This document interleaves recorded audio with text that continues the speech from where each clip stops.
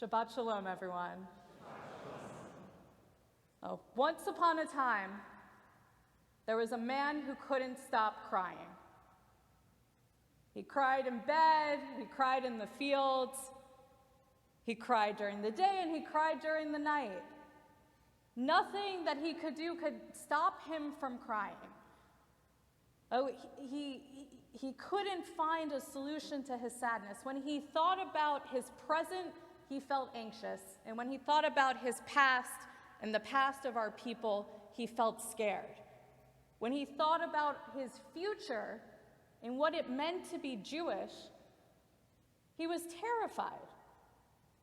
And so all he could do was cry. Well, one day, God reaches down, if God could reach. God reaches down and scoops up this man and brings him to Gan Eden and says, okay, now you don't have to keep on crying. But the man is still crying. And so God says, look up at the moon. And he looks up.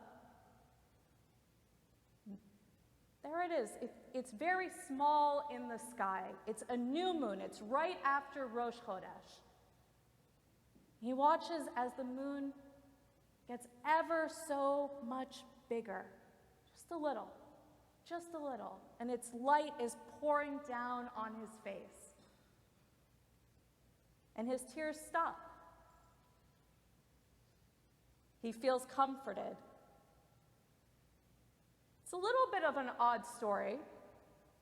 It's from the Zohar, and the Zohar is a little bit of an odd book. A little. And the Zohar teaches that because of this story, because of the moonlight hitting the man's face, washing away his tears, that's why we, as Jews, we go outside on the first Shabbat after Rosh Chodesh, of the first Shabbat of a new month, and we look up at the new moon, at this moon that has started almost invisible on Rosh Chodesh at the start of the month, but is now getting ever so much bigger.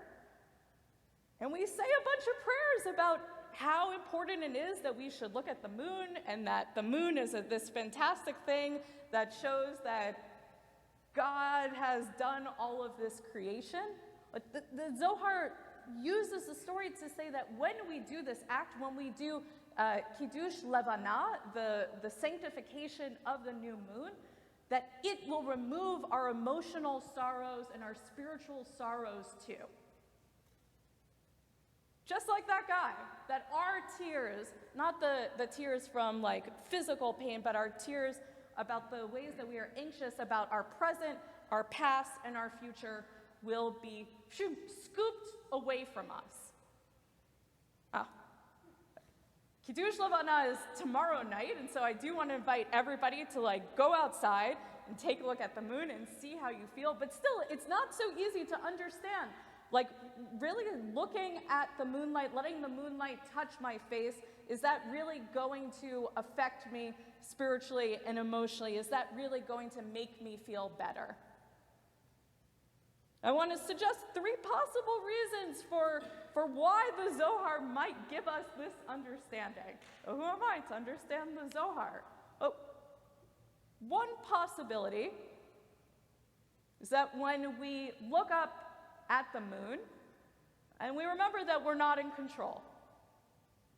God is in control, that these, the luminaries within the sky, the sun, the moon, the stars, we can't do anything about them. We can do a lot of stuff within our earth, but these things are completely out of our hands, and that kind of humility helps us feel comforted.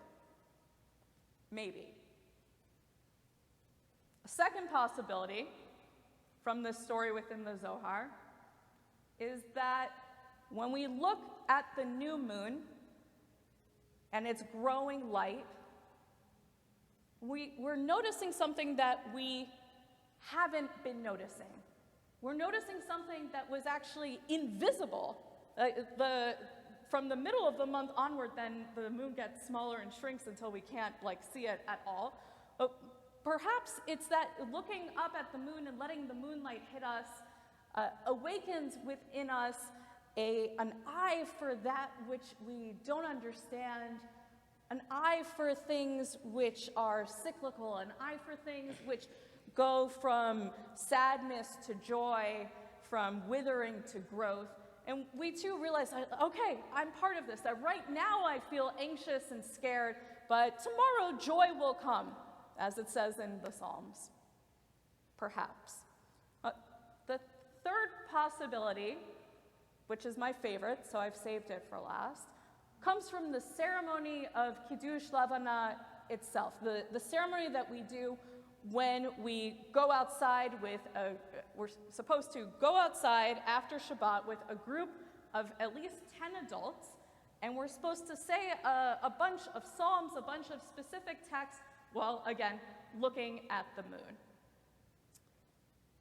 Oh, the weird part about the ceremony itself is that right in the middle of it, we tear our eyes away from the moon and we look at each other. We look at the other people that we are gathered with. We look at the other people that have come to experience this new bright moonlight with us. We look them in the eye and we say, Shalom Aleichem, peace unto you. And they respond to us, Aleichem Shalom, upon you also peace. And if you open up a Siddur, if you open up a prayer book, there are all of these passages about the moon and God's creation, and then there's this pause and it says, and now turn to 3 people and wish them peace. And they need to wish peace upon you. And then it continues like with more passages, with more liturgy about the moon and God's role in creation. Well, maybe the comfort that we feel, maybe the removal of our anxiety, the removal of our stress, our worries, is about our ability to connect with other people. Our ability to turn to others and to offer them peace, to offer them love, to offer them our own light that we're going to shine onto them just like the moon. And then also for us to receive it, to say that those people that were gathered around, that they too have a light, that they too have something that they can shine onto me. They too have peace that they can give to me. The story in the Zohar of the man crying, perhaps it's that when he looks up at the moon, and he remembers that there are all of those people in his life that he's connected to that are shining their light onto him, and that he too has light to give out within this world. Oh, within all of us, there are things that are hidden, and there are things that we are glowing and so excited to share with others. I want to invite us to recognize that every one of us, every single person, has that glow, has something to give. All the more so ourselves, that we should realize that we have that glow within us to shine onto others. And tomorrow night, when Shabbat ends, turn to your window or go outside with some people in your life.